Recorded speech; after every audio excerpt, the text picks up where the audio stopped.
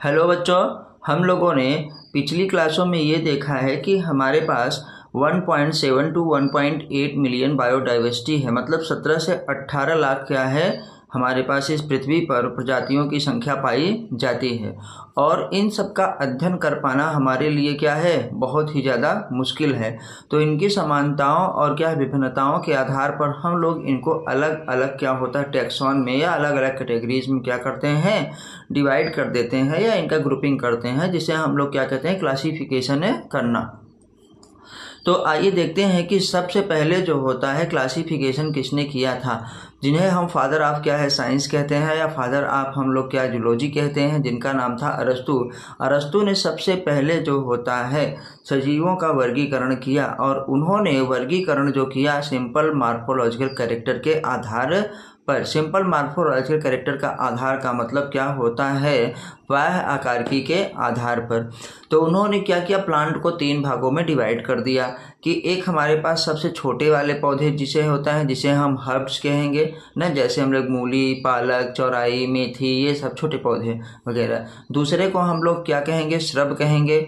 और तीसरे को जो बड़े होते हैं उसे हम लोग क्या कहते हैं, वृक्ष के नाम से जानते हैं।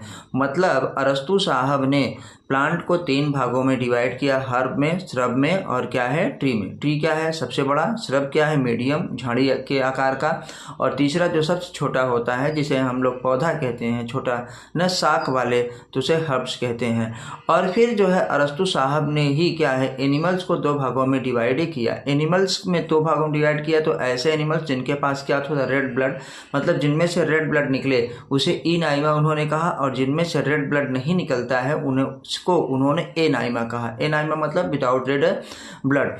तो आपसे ये पूछा जाएगा first scientific basis of classification given by, तो आप क्या बताएंगे, अरस्तु या एरिस्टोटल जिसे इंग्लिश में कहा जाता है। उसके बाद हमारे पास है 2 किंगडम सिस्टम किसने दिया, लिनियस ने। 3 किंगडम सिस्टम किसने दे दिया, हमारे पास प्रोटिस्टा को जोड़ा और वो हेकेल थे। 4 किंगडम सिस्टम किसने दिया, कोपलैंड ने दिया था, उन्होंने क्या जोड़ दिया, मोनेरा जोड़ दिया। और 5 किंगडम सिस्टम ऑफ क्लासिफिकेशन किसने दिया, विटेकर ने दिया, 1969 में दिया उन्होंने, मोनेरा, प्रोटिस्टा, फंजाई, प्लेंटी और एनिमेलिया।